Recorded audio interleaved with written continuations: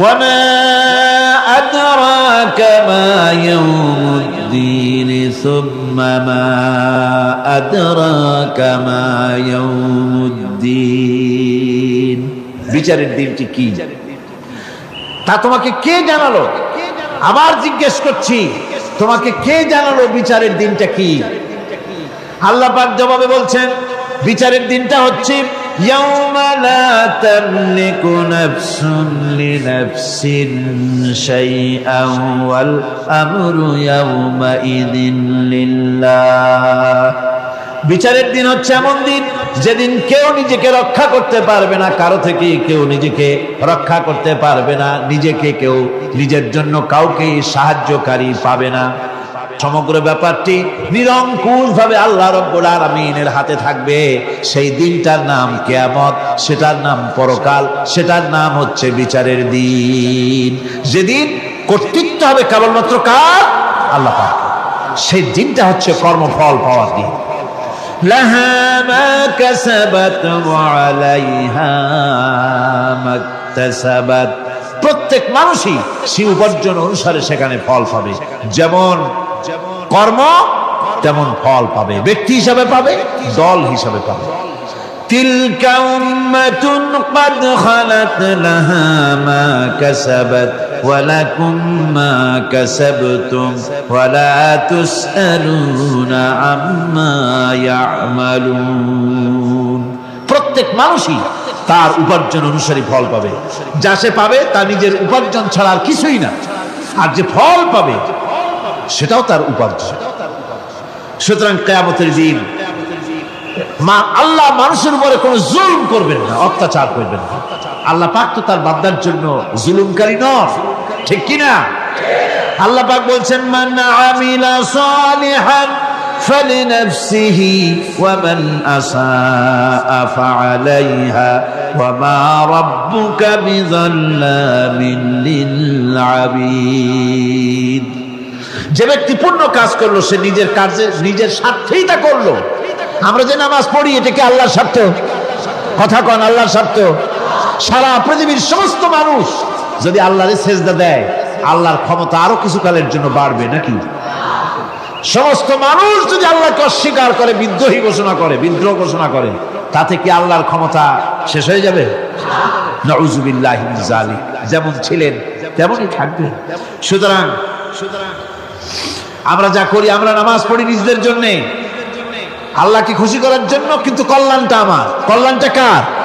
আমার। রোজা, হজ, যাকাত, তেলাওয়াত যা করি সব আল্লাহকে খুশি করার জন্য, কিন্তু স্বার্থ পুরাটাই আমার, আমার কল্যাণের জন্যই আমি করি।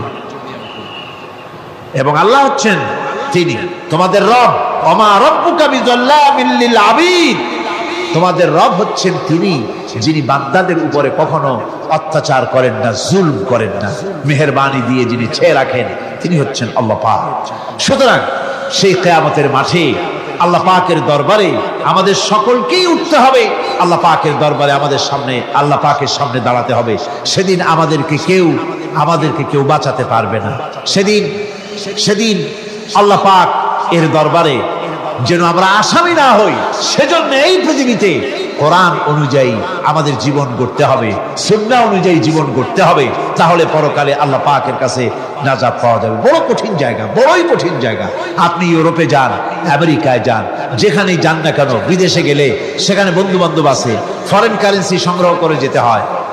আর যদি বন্ধু বান্ধব না থাকে তাহলে ফরেন কারেন্সি তো সংগ্রহ করে নিয়ে যাবেনি, সেটা দিয়ে আপনার উপকার হবে। কিন্তু এমন একটা দেশে আমরা যাব, আমাদের সকলকে যেতে হবে। ওই দেশটার নাম কি? পরকাল। ওটার নাম কি? পরকাল। ওই পরকালে আমরা যে উঠবো, সেখানে কোনো আত্মীয় স্বজন মিলবে না। আল ইয়াউমা লা ইয়ানফাউ মালুন ওয়ালা বানুন। ধন, সন্তান, সন্ততি, সম্পদ কোনো কাজে লাগবে না কিয়ামতের মাঠে। সেদিন আমাদের উঠতে হবে খালি হাতে। সেখানে উঠতে হবে, কোনো ফরেন কারেন্সি দিয়ে কাজ হবে না, বন্ধু বান্ধব মিলবে না, কারেন্সিও মিলবে না। এমন একটা কঠিন জায়গা যেখানে মাথার উপরে হবে প্রচন্ড সূর্যের কিরণ, পায়ের তলে হবে তামার মতো জমিন, সমস্ত মাঠ জুড়ে শুধু মানুষ চিল্লাবে, কাঁপতে থাকবে, চিল্লাইতে থাকবে, উলঙ্গ উলঙ্গিনী হয়ে কিয়ামতের মাঠে মানুষ আল্লাহর দরবারে উঠবে। হযরত আয়েশা সিদ্দিকা রাদিয়াল্লাহু তাআলা আনহা বলেছেন, হে রাসূল, তাহলে কি মানুষের শরম করবে না? হুজুর বললেন, শরমের অনুমতি তো থাকবে না, মানুষ সব আকাশের দিকে, ঊর্ধ্বের দিকে তাকিয়ে থাকবে, ভয়তে অস্থির হয়ে যাবে, কেউ কারো দিকে তাকাবার সময় পাবে না। এমন একটা বিভীষিকাময়, এমন একটা বিরাট জায়গায়, কঠিন জায়গায় আমাদের সকলকে উঠতে হবে। যাওয়ার আগে আল্লাহ পাক স্মরণ করিয়ে দিচ্ছেন, সূরা ফাতিহা প্রত্যেক নামাজে আমাদের স্মরণ করিয়ে দেয়, তিনি শুধু রহমান রহিমই নন, তিনি মালিক ইয়াউমিদ্দিন। তিনি কিয়ামতের দিন মানুষের বিচার করবেন। সে বিচারের মধ্যে পক্ষপাতিত্ব থাকবে না, সে বিচারটা বড় কঠিন হবে। কারো পয়সা যদি মারেন, কারো হক যদি নষ্ট করেন, তাহলে প্রতিটা পয়সার জন্য 70 রাকাত কবুল নামাজের সওয়াব দিতে হবে কিয়ামতের মাঠে। বাঁচা যাবে না সেদিন, উপায় হবে না। আল্লাহ পাক যার প্রতি রহম করবেন তিনি ছাড়া আর বাঁচার কোনো পথ থাকবে না। সেই জন্য ওই পরকালের মাঠে কিয়ামতের দিন আল্লাহ পাকের দরবারে আমরা যেন আল্লাহর খাঁটি বান্দা হয়ে উঠতে পারি, এই জীবন যাপনের তৌফিক আল্লাহ পাক যেন আমাদের দান করেন। আমরা সবাই বলি আমিন, সকলে বলেন আমিন। مكناهم في الأرض أقاموا الصلاة وآتوا الزكاة وأمروا بالمعروف ونهوا عن المنكر। মুসলমানেরা যদি ক্ষমতায় যায়, দিনদার ইমানদার লোকেরা যদি ক্ষমতায় যায়, চারখানা কাম করবে। জোরে বলেন কয়খান? প্রথম নম্বরে নামাজ কায়েম করবে, 2 নম্বরে যাকাত আদায় করবে, 3 নম্বরে ভালো ভালো কাজের আদেশ করবে, আর 4র্থ নম্বরে কি করবে? সমস্ত খারাপ কাজগুলি 2 হাত দিয়ে তারা বাধা দেবে। বাধা দেবে কি দিয়ে? হ্যাঁ, এইবার দেখা যাচ্ছে কয়েকজনে বলছে, বেশি লোকে ভয় পাইছে। বাধা দেবে কি দিয়ে? হ্যাঁ, এই 2 হাত দিয়ে বাধা দিতে হবে। এই কথাটা কে বলেছেন? না না, আল্লাহ বলেন। আন্দাজে মারলে হইল নাকি? বুঝে শুনে জবাব দিতে হবে। 2 হাত দিয়ে বাধা দিতে হবে। কথাটি কার? রাসূল করিম সাল্লাল্লাহু আলাইহি ওয়াসাল্লামের। মান রা মিনকুম মুনকারান ফালিয়ুগাইয়িরহু বিয়াদিহি। 2 হাত দিয়ে বাধা দাও, 2 হাত দিয়ে অন্যায়ের প্রতিরোধ করো। আমরা করি না। এই সরকারের আমলে সিনেমার যত ন্যাংটা ছবি রাস্তায় রাস্তায় টানানো, আমি জিজ্ঞেস করতে চাই, এত নোংরা ছবি বাংলার ইতিহাসে কোনদিন টানানো হয়েছে কিনা? একজন সরকার, একটা সরকার প্রধান নারী, একজন নারী সরকার প্রধান, আর তার সময় নারীরা সবচাইতে বেশি লাঞ্ছিত আর ধর্ষিতা হলো। ভালো কাজের আদেশ দাও, অন্যায় কাজ থেকে ফিরাও। রমজান মুবারক আসতেছে, চট্টলার সিংহ পুরুষেরা হাত মজবুত করো, সিনেমার পোস্টার ছেড়ে আন্দোলন শুরু করে দাও। কোন সিনেমায় নগ্ন ছবি থাকতে পারবে না, কোন রাস্তায় নগ্ন ছবি থাকতে পারবে না।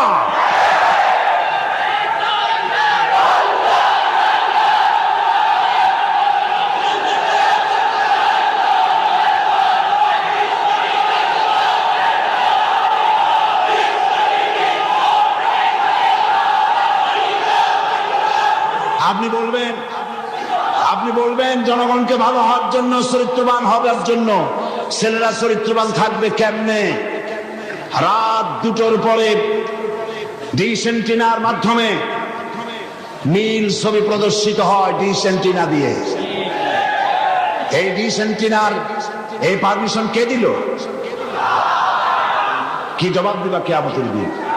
এত ধর্ষণ বাড়তেছে খামোখা, ছবি রাস্তায় টানানো, আর রাতের বেলায় নীল ছবি প্রদর্শিত হচ্ছে ডিশ এন্টিনার মাধ্যমে। যুবক যুবতীরা দেখতেছে, চুরি হচ্ছে, ডাকাতি হচ্ছে, খুন হচ্ছে।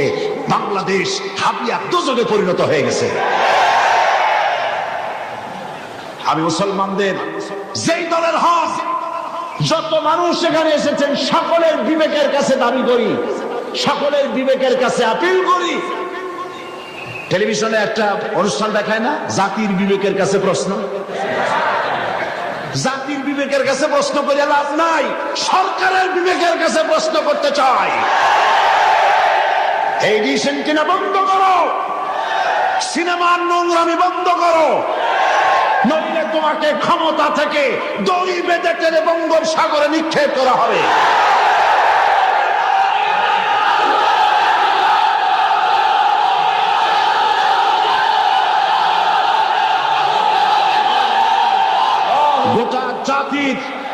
গোটা জাতির চরিত্র নষ্ট করা হচ্ছে। আপনারা যদি ঘুমায় থাকেন, জাতিকে বলছি যেই দল করেন, আপনি যদি ঘুমায় থাকেন, আপনার ঘরের ভিতরে আপনার সন্তান ধর্ষক হবে, আপনার মেয়ে নষ্ট হবে, ভ্রষ্ট হবে। গোটা জাতি ইউরোপ আমেরিকার চাইতে নোংরামি, নষ্টামি, ভ্রষ্টতার ভিতরে ডুবে যাবে গোটা দেশ। এখনো সময় এসেছে, রুখে দাঁড়াও, রুখে দাঁড়াও। ঈমান বাঁচাবার লক্ষ্যে, দেশ বাঁচাবার লক্ষ্যে। ও আমার জাতি, ফিরে এসো, ঈমানের বলে বলিয়ান হও। ইন্না কায়দা শায়তান কানা দাঈফা, শয়তানের চক্রান্ত আসলেই দুর্বল। বাড়িওয়ালার শক্তি বেশি না চোরের শক্তি বেশি? আপনারা বাড়িওয়ালা। অন্যায় কাজের প্রতিরোধ, ভালো কাজের আদেশ, এই কাজটা রাসূলুল্লাহ করেছিলেন। আপনারা দেখেন, আমাদের দেশে মসজিদেও লোক ভরা, সিনেমা হলে কি মানুষের খুব দুঃখ নাকি? বরং সামনে লেখা থাকে হাউসফুল, লোক ভর্তি, মাহফিলেও লোক ভর্তি, গান বাজনাও লোক ভর্তি। আমি এই দৃষ্টান্তটা এইভাবে দেই যে একটা খাল উত্তর দক্ষিণে প্রবাহিত, ওই খালে অনেক মাছ আছে। মাছ ধরার জন্য এলাকাবাসীরা খালের মধ্যে নেমে গেল। তারপরে উত্তর দিকের পানি বালতি ভরিয়া দক্ষিণ দিকে ফালাইতে লাগলো বহু মানুষ। এইভাবে পানি ফালাইতে ফালাইতে সন্ধ্যা হয়ে গেছে। মাছ ধরার জন্য পিছনে তাকাইছে, তাকায় দেখে সামনেও যত পানি, পিছনেও তত পানি। মেহনত বরবাদ, গুনাহ লাজিম। এখন এই অবস্থা হলো কেন বলেন তো বুদ্ধি করিয়া? সুবহানাল্লাহ, সকলেই সচেতন, বুঝে ফেলাইছেন। বাঁধ না দিয়া সমানে পানি ফেলাইছে। আজকে যদি একটা আদর্শিক বাঁধ আমাদের থাকতো, তাহলে মসজিদ ভরা আর সিনেমা ভরা এটা হইতো না। আদর্শিক বাঁধ হলো ইসলামী রাষ্ট্র। ইসলামী রাষ্ট্র যদি হতো, তাহলে সিনেমার ছেলেরা, সিনেমা যারা দেখে, ওরা ভালো হয়ে মসজিদে ঢুকতো, আর মসজিদের মানুষ কোন রকম সিনেমায় যেত না। যত খারাপ ভালো হতো, যত খারাপ তত ভালো হতো। হতে হতে উত্তর দিকে তাকায় দেখা যেত খারাপ একটাও নাই, সব ভালো হয়ে গেছে। রাসূলুল্লাহ এটাই করেছেন, আল্লাহর নবীরা এটাই করেছিলেন। এবং এই পদ্ধতি দিয়ে ওই আমরুহুম বিল মারুফ ওয়া ইয়ানহাহুম আনিল মুনকার, ভালো কাজের আদেশ করতেন, অন্যায় কাজ থেকে দুই হাতে ফিরে হাত দিয়া বাধা দিতেন। ফিরতে হবে। আজকে এই কাজটি করার পর রাসূল করিম সাল্লাল্লাহু আলাইহি ওয়াসাল্লাম তার যুগে 10 বছর এটার উপরে শাসন করলেন। আল্লাহ পাক বলেছেন, এই কাজটা করলেই তোমরা মুক্তি পাবে, কল্যাণ পাবে। এই কি কাজ? ভালো কাজের আদেশ, অন্যায় কাজের নিষেধ। এই কাজটা করলেই তোমরা কি পাবে? কল্যাণ পাবে। তোমাদের রাষ্ট্র কল্যাণ রাষ্ট্রে পরিণত হয়ে যাবে। ওয়াদা কার? এবার দেখেন, 10টি বছর নবীজি রাষ্ট্র পরিচালনা করার পর ইন্তেকাল করলেন। হযরত আবু বকর রাদিয়াল্লাহু তাআলা আনহু তিনি আজ রাষ্ট্রপ্রধান হয়েছেন। হযরত আবু বকর রাষ্ট্রপ্রধান হয়ে হযরত ওমর রাদিয়াল্লাহু তাআলা আনহুকে তিনি বিচারক বানালেন। হযরত আবু বকর হচ্ছেন রাষ্ট্রপ্রধান, হযরত ওমর হলেন কি? বিচারক। 1 বছর পূর্ণ হয়ে গেছে। ঐতিহাসিকরা লিখছেন, লক্ষ্য করুন, আমারু বিল মারুফ নাহি আনিল মুনকারের সুফল লক্ষ্য করুন। হযরত ওমর 1 বছর বিচারালয় দায়িত্ব পালন করলেন জাস্টিস হিসেবে। আতামান ফালাম ইয়াখতাসিম ইলাইহি ইসনান। ঐতিহাসিকরা লিখছেন, একটা বছর পূর্ণ হয়ে গেল, হযরত ওমরে আদালতে দুইজন লোক এমন আসলো না যে একজন আরেকজনের বিরুদ্ধে কোনো মামলা দায়ের করেছে। সুবহানাল্লাহ কইতে ইচ্ছে করে না? এমন একটা লোক এসে একটা মামলা দায়ের করে নাই। পৃথিবীতে কি কোনো দৃষ্টান্ত আছে যে এক বছরের মধ্যে কোনো মামলা দায়ের হয় না? হযরতে ওমর আবু বকর রাদিয়াল্লাহু তাআলা আনহুর কাছে এসে বলছেন, মা হাজাতা বি ইনদা কওমিল মুমিনিনা ইয়া খলিফাতা রাসূলিল্লাহ সাল্লাল্লাহু আলাইহি ওয়াসাল্লাম। হে রাসূলের খলিফা, এই কওমের জন্য বিচারপতির দরকারটা কি? তিনি জিজ্ঞেস করছেন, লিমাযা, কেন তুমি আমাকে এই প্রশ্ন করছো? তিনি শোনালেন যে আমার কাছে একটা বছর হয়ে গেল, একজন লোক এসে মামলা দায়ের করে নাই। হযরত আবু বকর বলছেন, এর কারণ হিসেবে তুমি কি মনে করো? কি কারণে তোমার কাছে কোনো বিচার আসলো না, একটা মামলাও দায়ের হলো না এক বছরে? কারণটা কি? এবার শোনেন, কারণ বলছেন। কে বলতেছেন কারণটা? ওমর ফারুক রাদিয়াল্লাহু তাআলা আনহু কারণ বলছেন। কারণ কি? তিনি বলছেন, ও আমিরুল মুমিনিন, তুমি আমাকে এমন কওমের বিচারক বানিয়েছো যে কওমের দ্বীন হচ্ছে দীনুহুমুন নাসিহা, যেই কওমের দ্বীন হচ্ছে কল্যাণ কামনা করা। প্রত্যেক ব্যক্তি আরেকজনের কল্যাণ কামনা করে, কেউ শত্রুতা কামনা করে না। আজকে তাকে আমরা করি। আমি এক দল করি, আর এক দল সহ্য করি না। একজনে মিটিং করে, ওই জায়গায় আর একজন মিটিং করে। একজন রাজনীতি করে, তার রাজনীতি সহ্য হয় না বলে 5 ট্রাক ময়লা ফেলায় দিয়ে আসে।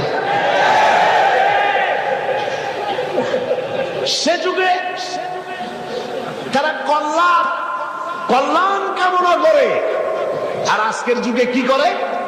কল্লা কামনা করে। অমুকের কল্লা খুলে নেব আমরা। এখন কল্লা কামনা করা হয়, আর তখন কল্যাণ কামনা করা হতো। দীনুহুমুন নাসিহা ওয়া মানহাজুহুমুল কোরআন।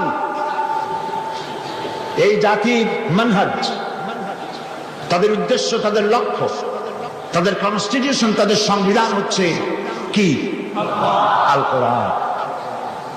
ওয়া আমালুহুম আল আমরু বিল মারুফ ওয়া নাহি আনিল মুনকার।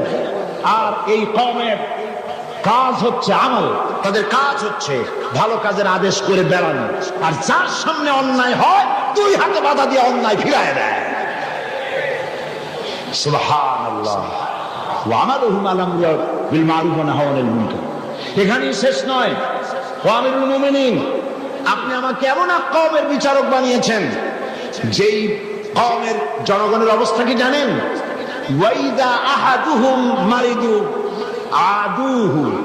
এদের মধ্যে একজন যদি অসুস্থ হয়, অনেক মানুষ হাদিয়া, ফল, ফ্রুটস ইত্যাদি হাদিয়া নিয়ে তার কাছে গিয়ে হাজির হয়। ভাই কেমন আছেন? আল্লাহ আপনার ভালো করুক। হাতে মুখে হাত বুলায় দেয়, মাথায় হাত বুলায় দেয়। এই শুশ্রূষায় পারো না, অসুস্থ ভালো হয়ে যায়।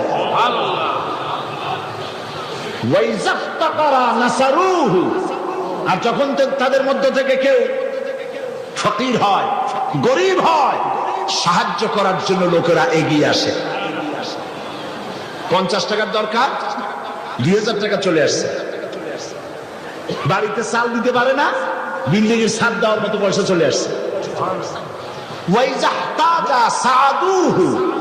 আর যখন কারো কিছু প্রয়োজন হয়, সেই প্রয়োজন মিটাবার জন্য চতুর্দিক থেকে লোকেরা এসে হাজির হয়ে যায়।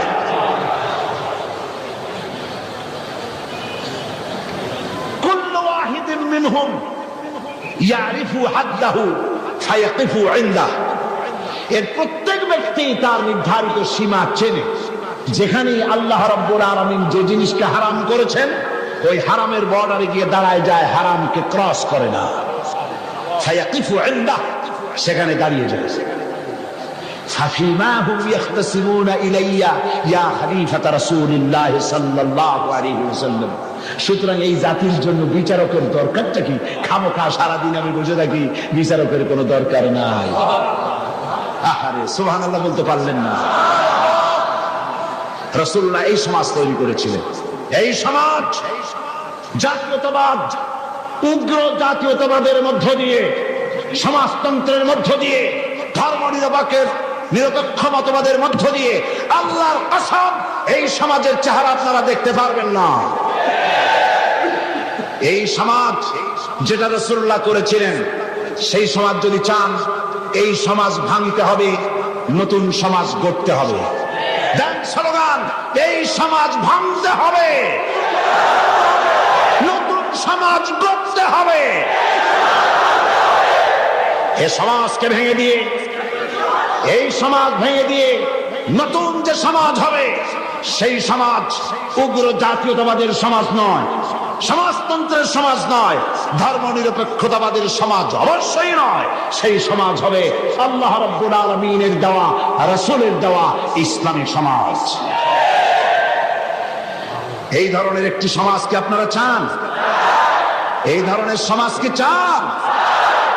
সেই ধরনের সমাজ প্রতিষ্ঠার জন্য কোরআনে কারীম বুঝতে হবে, রাসূলের প্রতি ঈমান মজবুত হতে হবে।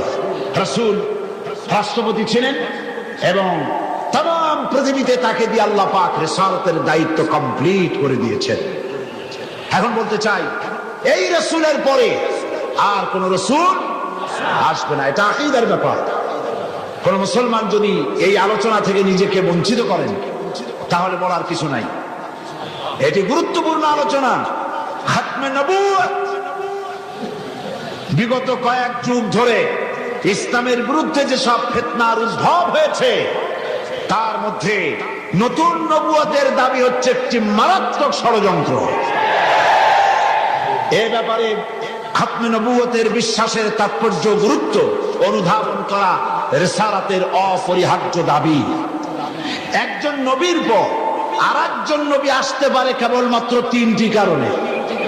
বোঝেন ভালো করে, একজন নবীর পরে আরেকজন নবীর আসার কারণ হতে পারে মাত্র তিনটি। কয়টি?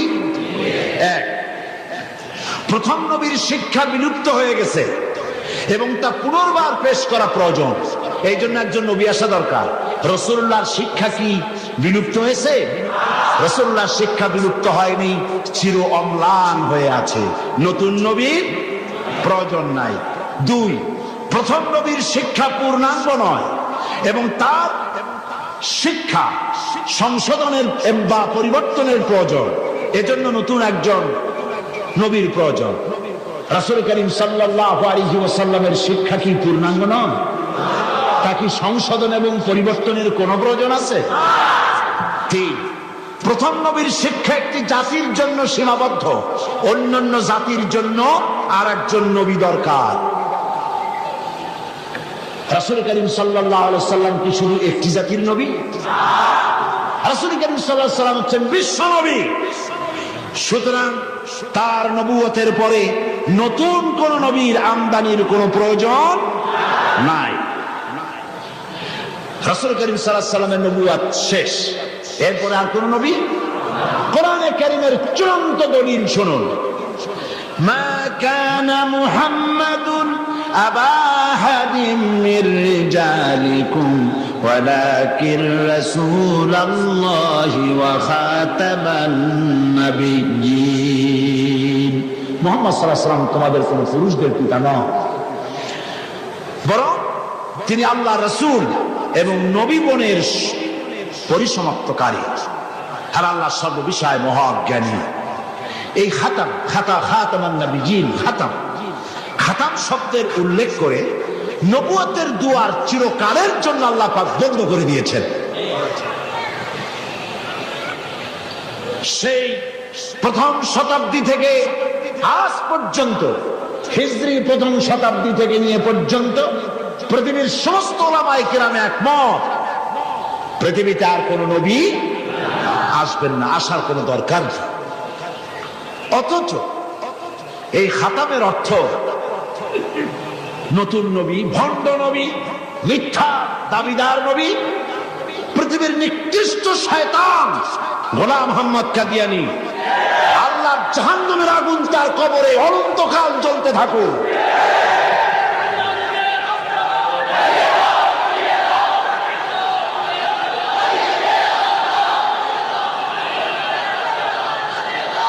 পবিত্র কোরআন মাজিদে খাতাম শব্দের অর্থকে সে বিকৃত করেছে। সে বলেছে খাতামুন নবিয়্যিন এর অর্থ হচ্ছে আফজালুন নবিয়্যিন, ওর বাপের মাথা। সে বলেছে আরো নবী আসতে পারে। আমি তার লেখা থেকে কোট করছি। গোলাম মোহাম্মদ কাদিয়ানী বলছে, ये बात बिल्कुल रोज रोशन की तरह साबित है कि आ हजरत सल्लल्लाहु अलैहि वसल्लम के बाद नबूवत का दरवाजा खुला है।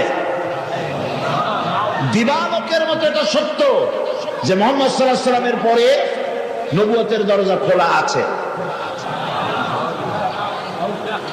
সে আরো বলছে, उन्होंने यानी मुसलमानों ने यह समझ लिया है कि खुदा के खजाने खत्म हो गए।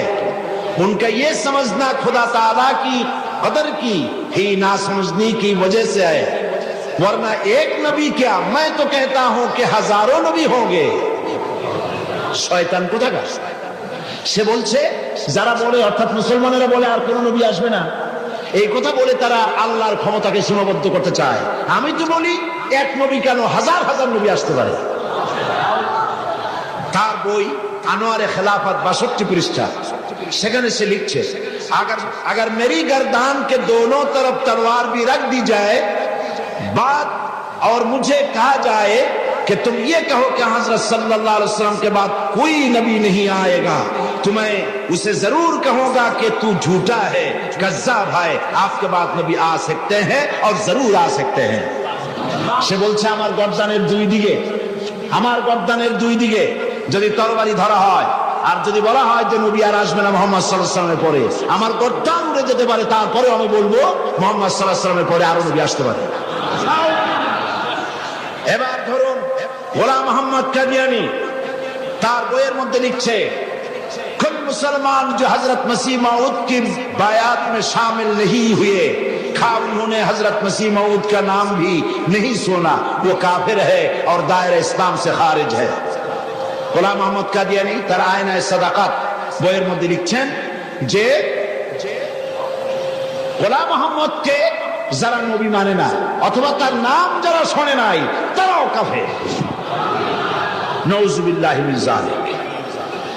এরপরে সে আরো লিখছে মুসলমানদের ছেলে মেয়েরাও কাফের। তার বই আনোয়ারে খেলাফত 93 পৃষ্ঠা লিখছে, अगर किसी गैर अहमदी का छोटा बच्चा मर जाए तो उसका जनाजा क्यों नहीं पढ़ा जाए, वो तो मसीह मऊद का मुनकर नहीं। मैं ये सवाल करने वाले से पूछता हूं कि अगर ये बात दुरुस्त है तो फिर हिंदुओं और ईसाइयों के बच्चों का जनाजा क्यों नहीं पढ़ा जाता है। দেখছেন কত বড় উল্লু। সে বলছে যে মুসলমানদের বাচ্চাদের জানাজা পড়া যাবে না কেন, প্রশ্ন করা হয়েছে তাকে। সে বলছে যে মুসলমানদের জানাজা কেন পড়বো, মুসলমানদের বাচ্চাদের জানাজা কেন পড়বো, হিন্দু এবং খ্রিস্টানদের বাচ্চাদের তো আমরা জানাজা পড়ি না, সুতরাং মুসলমানদের বাচ্চারাও যখন ঈসাই আমাদেরকে যখন মানে না, গোলাম মোহাম্মদকে নবী মানে না, সুতরাং সেও কাফের, তার জানাজা পড়া যাবে না। এইভাবে তার বইপত্রের মধ্যে অনেক কথা সে লিখেছে। এমনকি কোথাও লিখেছে যে আমি স্বপ্নে দেখেছি আল্লাহ আমার সামনে এক যুবকের রূপ ধারণ করে এসেছেন, আর আমি এক যুবতী নারী হিসেবে তার সামনে দাঁড়ালাম, তিনি রাতে আমাকে ব্যবহার করলেন এবং তার দ্বারা আমি গর্ভবতী হয়ে আমি ঈসা মসিহে রূপান্তরিত হলাম। নাউযুবিল্লাহ। এই শয়তানের কবরে দোজখের আগুন জ্বলুক। ওকে যারা নবী বলে মানে তারা কাফের।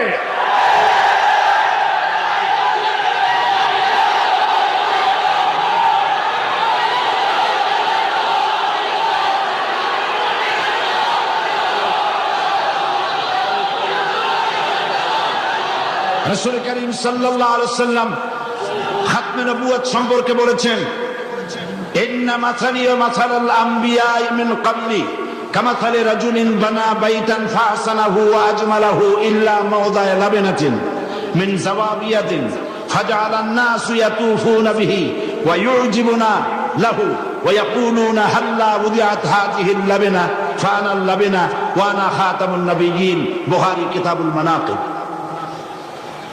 আল্লাহর নবী বলেন, একটি বিল্ডিং, সেই বিল্ডিং এর ভিতরে যদি একখানা ইটের অভাব থাকে তাহলে প্রত্যেকের চোখে ধরা পড়বে একখানা ইট নাই। যখন ইটখানা পূর্ণ করা হবে, বিল্ডিংটি পূর্ণ হয়ে গেল। নবীজি বলেন, নবুয়তের ইমারতে একখানা ইটের অভাব ছিল, রব্বুল আলামিন আমাকে সেই ইট হিসাবে জায়গা পূর্ণ করে নবুয়তের ইমারতকে কমপ্লিট করে দিয়েছেন। রাসূলুল্লাহ সাল্লাল্লাহু আলাইহি ওয়াসাল্লাম আন্না রিসালাতা ওয়ান নবুওয়াতা কাদ ইনকাতাত ফালা রাসূলা বা'দি ওয়ালা নবুওয়া। রাসূল কারীম সাল্লাল্লাহু আলাইহি ওয়াসাল্লাম বলেছেন, রিসালাত এবং নবুয়তের দরজা কাট হয়ে গেছে, নতুন করে কোন নবী বা রাসূল পৃথিবীতে আর আসবে না। قال النبي صلى الله عليه وسلم لو كان بعدي نبي لكان عمر بن الخطاب رضي الله تعالى عنه। আমার পরে যদি কেউ নবী হতো অবশ্যই ওমরকে আল্লাহ পাক নবী বানায় দিতেন। قال رسول الله صلى الله عليه وسلم لا نبي بعدي ولا أمة بعد أمتي। আমার পরে আর কোন নবী নাই, আমার উম্মতের পরে আর কোন উম্মত নাই। রাসূল করিম সাল্লাল্লাহু আলাইহি ওয়াসাল্লাম বলেছেন, আন সাওবান রাদিয়াল্লাহু তাআলা আনহু আন্নাহু ক্বাল قال رسول الله صلى الله عليه وسلم وأنه سيكون في أمتي 30 كذبون كلهم يزعم أنه نبي وأنا خاتم النبيين لا نبي بعدي। رواه أبو داود كتاب الفتن। আবু দাউদ শরীফে এসেছে, রাসূল করিম সাল্লাল্লাহু আলাইহি ওয়াসাল্লাম বলেছেন, আমার পরে 30 জন মিথ্যাবাদী নবুয়তের দাবি করবে। মিথ্যাবাদী, কাযযাব, দাজ্জাল। অথচ আমার পরে আমি শেষ নবী, আমার পরে আর কোন নবী আসবে না। রাসূলুল্লাহ সাল্লাল্লাহু আলাইহি ওয়াসাল্লামের জীবনের শেষ ভাগে মুসাইলামা কাযযাব মিথ্যা নবুয়তের দাবি করল।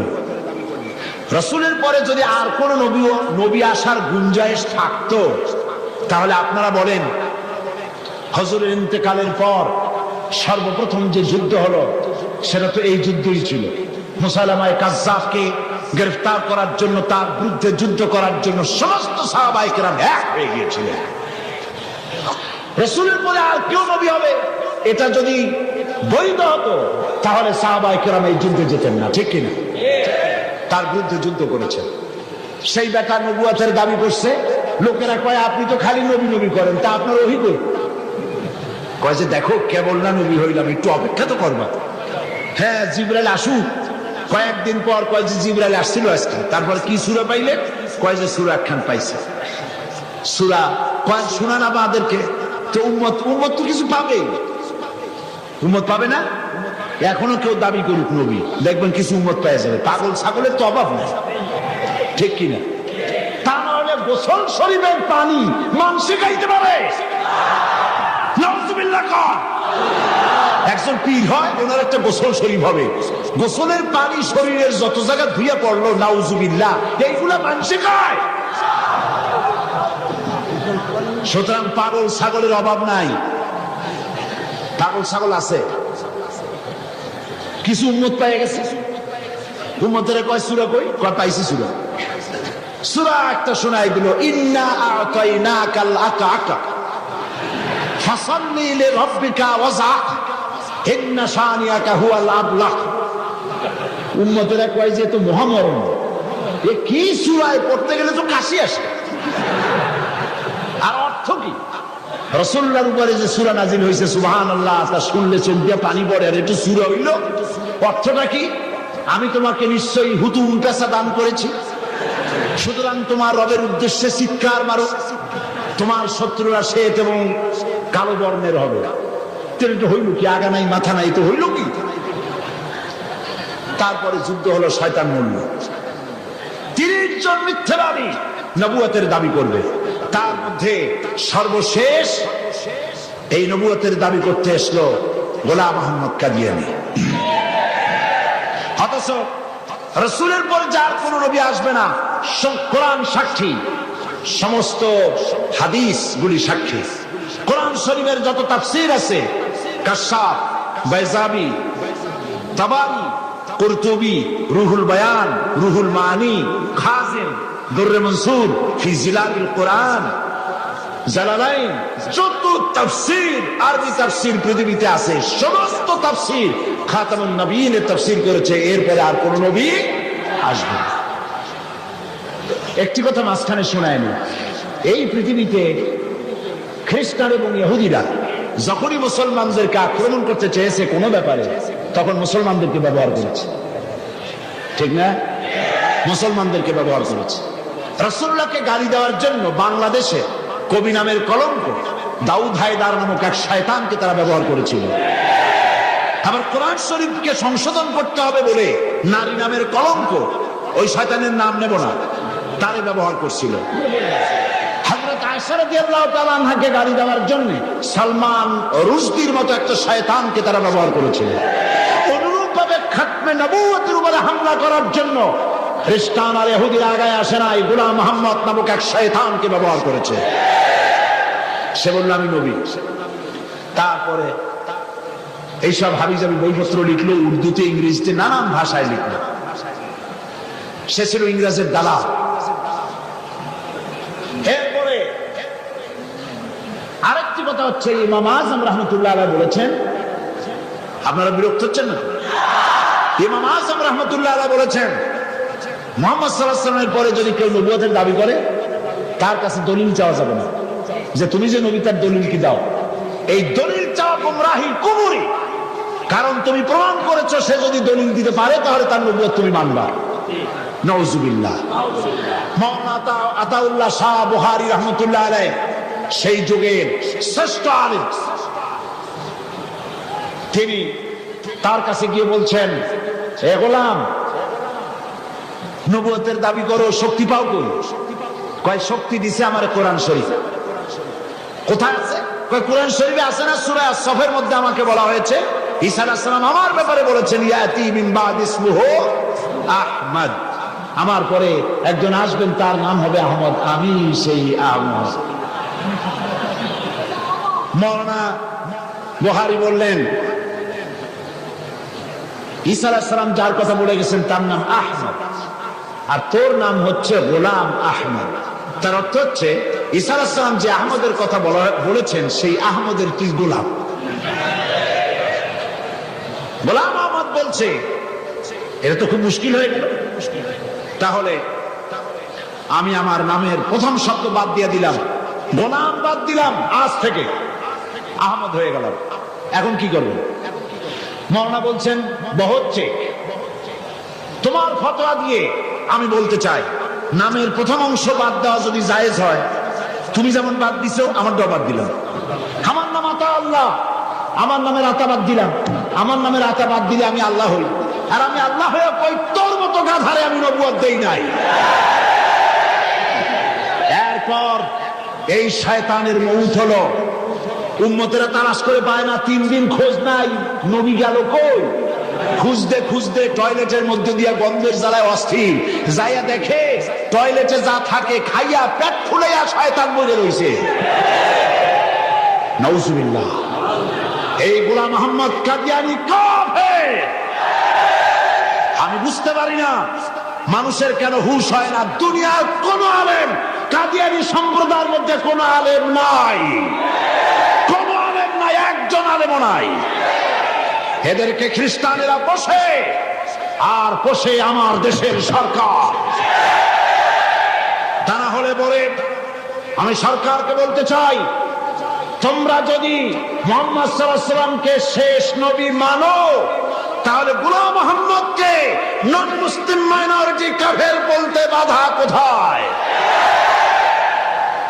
তার অর্থই হচ্ছে তোমরা সহনশীল, গোলাম মুহাম্মদ কাদিয়ানী আর কাদিয়ানীদের কাছ থেকে অর্থ পেয়ে, বিত্ত পেয়ে তাদের প্রতি সহনশীল হয়েছ।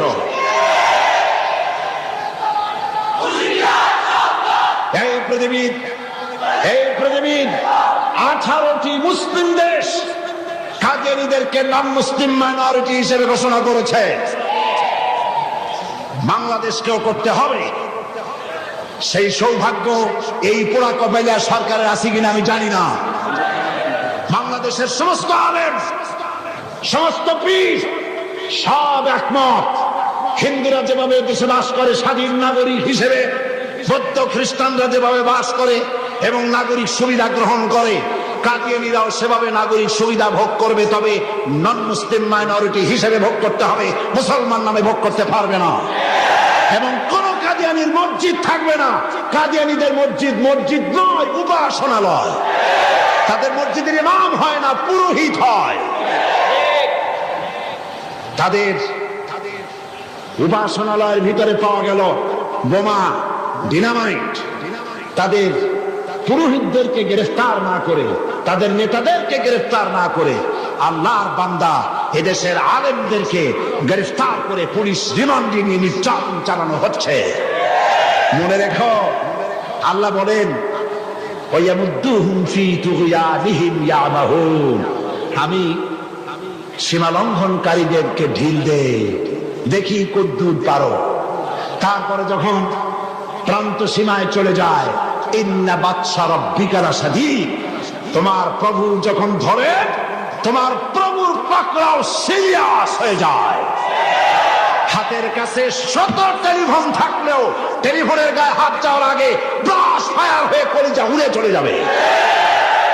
আল্লাহকে ভয় করো। কারে ভয় করো? চিল্লাও, কারে ভয় করো? আল্লাহ পাককে ভয় করো। কাদিয়ানীরা কাফের, তাদের কুফরি থেকে, তাদের অনিষ্টতা থেকে দেশকে বাঁচাও। আমি আজ আপনাদের সামনে কথা স্পষ্টভাবে বলতে চাই, মুহাম্মদ সাল্লাল্লাহু আলাইহি ওয়াসাল্লামের খাতমে নবুয়তের উপরে ঈমান আনা আমাদের জন্য ফরজ। হুজুরের পরে আর কোন নবী আসবে না। আমার কথার ভুল অর্থ করার কোনো সুযোগ নাই, স্পষ্ট কথা বলছি। আমি আপনাদেরকে আরজ করব, আগামীকাল এই আয়াতের বাকি অংশ আপনাদের সামনে পেশ করব ইনশাআল্লাহ। মুনাজাতের জন্য সব মুসলমান যার যার জায়গায় 1 সেকেন্ডের ভিতরে বসে পড়ো। এত বড় মাহফিলের মুনাজাত কেউ নষ্ট করবেন না। সবাইকে বসতে বলেছি, দাঁড়ানো লোকেরা সবাই বসুন, আর জোরে সোরে জিকির করেন সুবহানাল্লাহ, আলহামদুলিল্লাহ।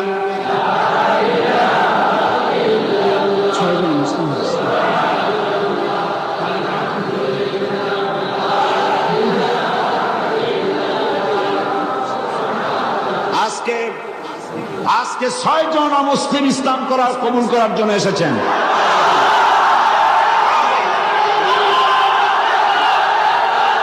আমি আর একটা কথা শোনাই, আর একটি কথা শুনুন, আর একটি কথা শোনেন। মুনাজাতের কথা শুনে প্রত্যেক দিন যারা হাঁটেন, আমি তাদেরকে অনুরোধ করবো, আল্লাহর রাস্তায় আগামীকাল মাহফিলের ভেতরে ঢুকবেন না। মেহরবানি করে মাহফিলের চতুর্দিকে থাকবেন, যাতে মুনাজাতের নাম শুনলেই আপনারা দৌড় মারতে পারেন। আল্লাহর রাস্তায় ভিতরে ঢুকবেন না। হাজার হাজার মানুষ পাড়ায় আপনারা যান, আপনাদের লজ্জা হওয়া উচিত। সবাই জিকির করেন সুবহানাল্লাহ।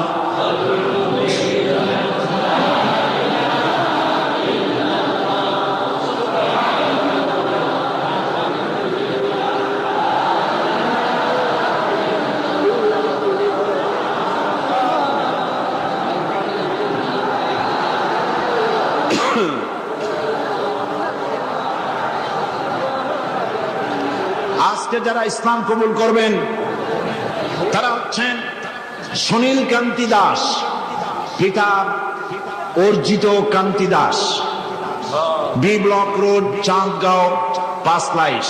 বর্তমান নাম পছন্দ করেছে মোহাম্মদ ইব্রাহিম। শ্রী মানিকচন্দ্র দাস, শ্রী মানিকচন্দ্র দাস, পিতা শ্রী কমল কান্তি দাস, পাঁচলাইশ।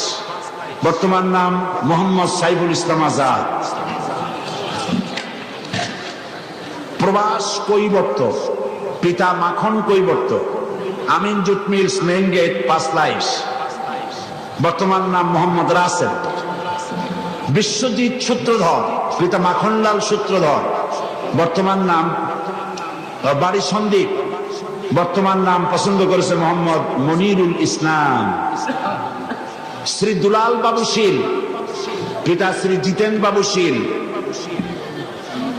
Signal company, Panchlaish. বর্তমান নাম মোহাম্মদ আবু বকর সিদ্দিক। শ্রী সুবল চন্দ্র সাহা, পিতা আশুতোষ সাহা,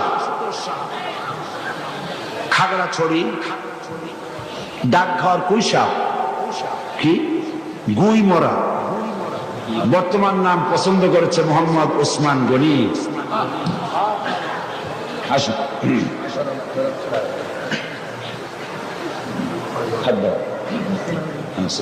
সবাই সবাই একটা একটা করে হাত দাও। হ্যাঁ হ্যাঁ, কাছে আসুন। লা ইলাহা ইল্লাল্লাহু মুহাম্মাদুর রাসূলুল্লাহ। আল্লাহ ছাড়া কোন ইলাহ নাই, মাবুদ নাই, উপাস্য নাই। মুহাম্মদ সাল্লাল্লাহু আলাইহি ওয়াসাল্লাম আল্লাহর রাসূল। আশহাদু আন লা ইলাহা ইল্লাল্লাহু ওয়াহদাহু লা শারীকা লাহু ওয়া আশহাদু আন্না মুহাম্মাদান আবদুহু ওয়া রাসূলুহু।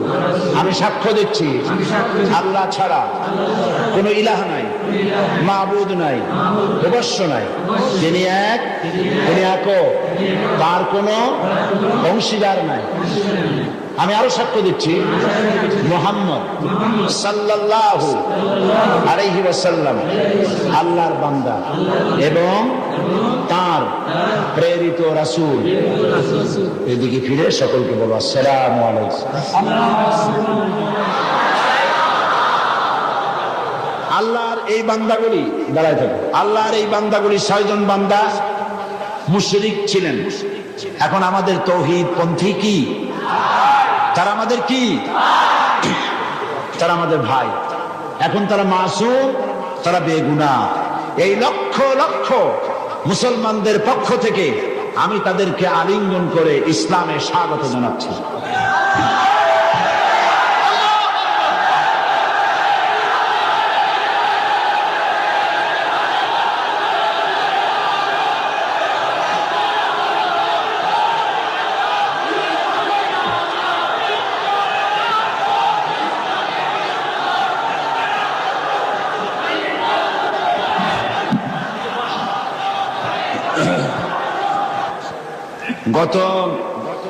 গতদিন মহিলা মাহফিল কবে হয়েছিল? গতকাল মহিলা মাহফিলে এক বোন প্রশ্ন করেছিলেন যে বিনবাজ, আব্দুল্লাহ বিনবাজ যিনি ইন্তেকাল করেছেন, সৌদি আরবের গ্র্যান্ড মুফতি এবং বর্তমান বিশ্বের শ্রেষ্ঠ আলেম, নওয়ারাল্লাহু মারকাদাহু ওয়া জাআলাল জান্নাতা মাসওয়াহু। আল্লাহ তাকে জান্নাতুল ফিরদাউসের মেহমান বানিয়ে নিন। অনেক বড় আলেম, উঁচু পায়ার আলেম। তো সে বোন প্রশ্ন করেছেন যে তার এক কিতাব পড়েছেন তিনি, সেখানে লেখা আছে যে নামাজের নিয়ত করতে হবে না, নিয়ত যেভাবে পড়া হয় এইভাবে মুখে নিয়ত পড়া লাগবে না। এটা ঠিক কিনা আমার কাছে প্রশ্ন করেছেন। আমি প্রশ্নের জবাবে বলেছি যে বিনবাজ সারা পৃথিবীতে স্বীকৃত শ্রেষ্ঠ আলেম, সমস্ত ওলামা মহলের কাছে তাকে ওস্তাজুল ওলামা বলা হয়, ওস্তাজুল আসাতিজা বলা হয়। সুতরাং তিনি ভুল লেখেননি। আরবিতে যেভাবে আমাদের দেশে নিয়ত পড়া হয়, নাওয়াইতু আন উসাল্লি লিল্লাহি তাআলা রাকাতায় সালাতুল, এই যে নিয়তটা আরবিতে আমরা পড়ি, এইভাবে হুজুর সাল্লাল্লাহু আলাইহি ওয়াসাল্লাম পড়েন নাই, সাহাবায়ে কেরাম এরকম পড়েন নাই। সুতরাং মনে মনে নিয়ত করা, নামাজের জন্য নিয়ত করা, সেটা যে ভাষাই হোক এটা চলতে পারে, মুখে ওইভাবে উচ্চারণ করা প্রয়োজন নেই। এই কথাটা বলায় একজন আমাকে লিখেছেন যে এটা নাকি আজকে টক অফ দ্য টাউন, সারা একেবারে শহরে এটাই হয়েছে যে নামাজের নাকি নিয়ত করা লাগবে না, কোনো জিনিসের নাকি নিয়তির দরকার নেই। মানুষ শোনে একটা, বুঝে আর একটা, বলে আর একটা।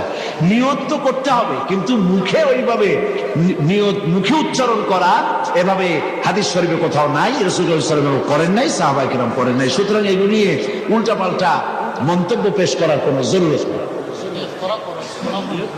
হ্যাঁ, নিয়ত তো করবো, নিয়ত তো করতে হবে, সেটা তো বললাম না। নিয়ত করতে হবে, কিন্তু মুখে ওইভাবে উচ্চারণ করার জরুরত নেই। একজন বলেছে আপনি টাকা দিয়ে প্রতি বছর মুসলমান বানান, দেখছেন অবস্থা? এইসব প্রশ্ন আমার কাছে দেন কি কেন? এদের জিজ্ঞেস করেন এই 6 জনের কাছে যে আমি কয় টাকা দিছি। আমি জিন্দিগিতে এদের দেখছি কিনা, এরা আমারে দেখছে কিনা। আল্লাহ হেদায়েত করুন। জি, তো আমি নিয়তের ব্যাপারটা পরিষ্কার করে দিতে চাই। প্রত্যেক কাজের নিয়ত করতে হবে। ইন্নামাল আমালু বিন্নিয়াত, নিয়তটাই হচ্ছে প্রধান। তবে মুখে উচ্চারণ করার যে নীতি চালু হয়েছে এভাবে হাদিস শরীফে নাই। নিয়তটা করতে হবে, তবে এভাবে নয় যেভাবে আমরা করা বাধ্যতামূলক মনে করি। কথাটা পরিষ্কার হয়েছে কিনা? আলহামদুলিল্লাহ। এখন আরেকটি কথা আপনাদের সামনে বলতে চাই যে তাফসীরুল কোরআন মাহফিল এই বিশাল জনসমুদ্র প্রতি বছর এখানে হয়। এই বছর রাজনৈতিক কারণে নানান অসুবিধা হয়েছে, যার কারণে মাওলানা শামসুদ্দিন সাহেব এবং তার সাথীরা আপনাদের খেদমতে আপনাদের দুয়ারে দুয়ারে যেতে পারেন নাই, যেমন অন্য বছর যেয়ে থাকেন। হরতাল হয়েছে, বিক্ষোভ হয়েছে, মিছিল হয়েছে, নানান রকমের ক্রাইসিস হয়েছে, যার জন্য যেতে পারেনি। ফলে 21 লক্ষ টাকা যেখানে বাজেট, এই বাজেট তারা পুরো করতে পারেননি। অথচ এখানে যত লোক বসে আছেন সকলে প্রাণ খুলে প্রাণ উজাড় করে সাহায্য করলে উনি নিশ্চয়ই ঋণগ্রস্ত থাকবেন না। আপনারা করবেন না তা? তাফসীরুল কোরআন মাহফিলকে ঋণমুক্ত করতে প্রস্তুত আছেন কিনা? আল্লাহ পাক, আমি জানি আপনারা এটা করবেন, আর আল্লাহ পাক সমাজ কল্যাণকে মাকরুজ রাখবেন না, ইনশাআল্লাহ। আমরা বলি ইনশাআল্লাহ। আরেকটি কথা, সেটি হচ্ছে বাংলাদেশে এত বড় বই মেলা, ইসলামের পক্ষে এত বড় বই মেলা বাংলাদেশের কোথাও হয় না। আলহামদুলিল্লাহ বলবেন না? আলহামদুলিল্লাহ বলবেন না?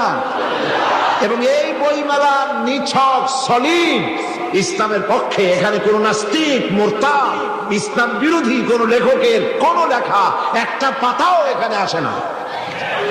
এটা সলিড ইসলামের বই মেলা। আলহামদুলিল্লাহ। আর বই কেনা একটা অভ্যাসে পরিণত করুন। বিবাহ শাদীতে থালাবাটি, ঘটি গ্লাস উপহার না দিয়া বই উপহার দিন। একটা বই একজনকে দেওয়ার অর্থ হলো ইসলামের একটা কর্মী তার সাথে দিয়ে দেওয়া, তার জীবনের পরিবর্তন এসে যাবে। বিবাহে তাফসীর হাদিয়া দেওয়ার অভ্যাস করুন। ইসলামের বইপত্র, ইসলামী সাহিত্য সুন্দর করে র্যাপিং কাগজে পেঁচাইয়া ফুল টুল দিয়া কায়দা করে এইটা দেওয়ার ব্যবস্থা করেন। থালাবাটি, ঘটি গিলাস, স্যুপ, কাপ ইত্যাদিও মানুষ কিনতেই পারবে, ওগুলো নিয়ে অসুবিধা হবে না। বই দিবেন, উপহার কি দিবেন? স্ত্রীকে দিবেন, মেয়েকে দিবেন, বোনকে দিবেন, সকলকে দিবেন। আমি চাই যত লোক এসেছেন প্রত্যেকের হাতে একটা করে বই দেখতে চাই। রাজি আছেন?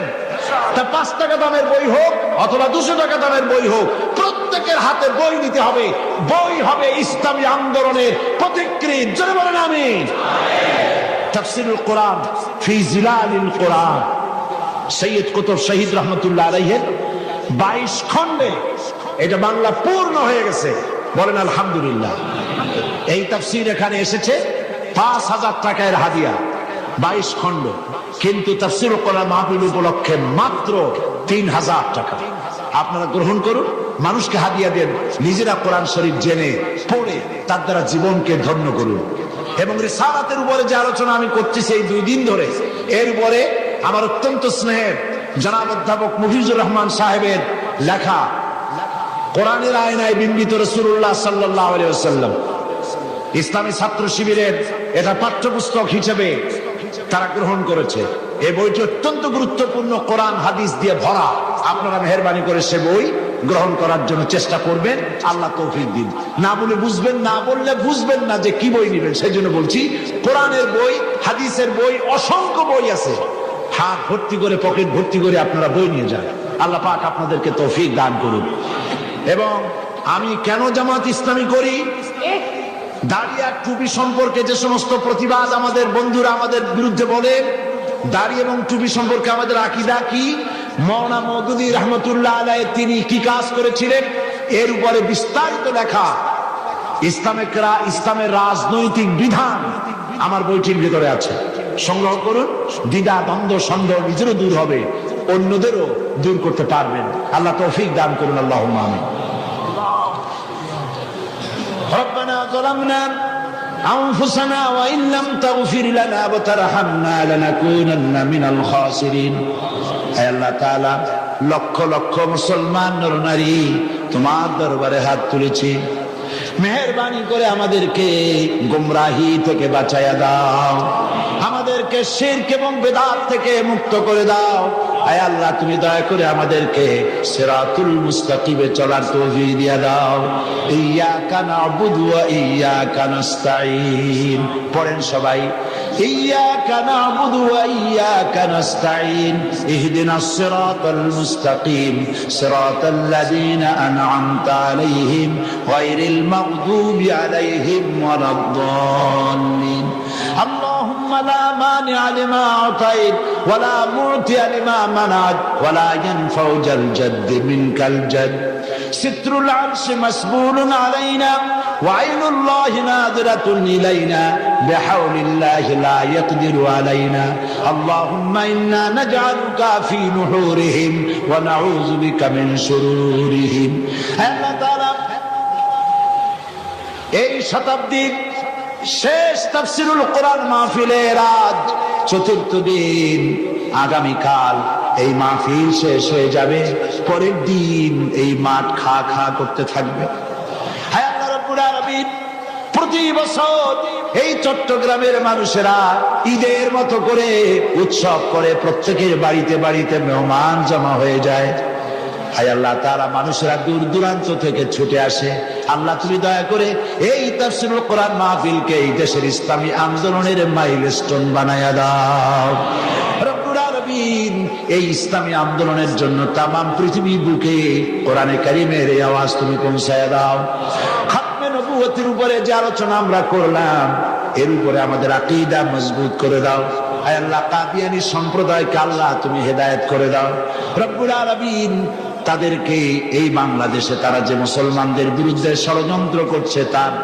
মোকাবেলায় আল্লাহ তুমি দয়া করে মুসলমানদেরকে সাহায্য করো রব্বুল আলামিন আগামীকাল আখেরি মোনাজাতে তোমার বান্দা বান্দীদেরকে চতুর্দিক থেকে মিছিল সহকারে তোমার নামের স্লোগান দিতে দিতে মানুষের উত্তাল ঢেউ এই জায়গায় তুমি সব পৌঁছাইয়া দিও এই মাঠ তোমার বান্দাদের পদবারে শেষ দিনে সংকীর্ণ হয়ে যায় আল্লাহ তুমি আপন কুদরতে এই মাঠকে বড় করে মানুষের ব্যবস্থা করে দিও রব্বুল আলামিন তোমার কুদরতি নিজাম দিয়ে এই মাহফিল পরিচালনা করে দিও হায় আল্লাহ পাক এই মাহফিলে জাতি ধর্ম দল মত নির্বিশেষে লোকেরা তোমার কোরআন শুনতে আসেন আল্লাহ পাক তোমার কাছে বিনীতভাবে ফরিয়াদ করি যেই দলের লোক হোক না কেন কোরআনের হেদায়েত সকলের নসিবে তুমি দিয়ে দিও রব্বুল আলামিন তুমি দয়া করে আগামীকাল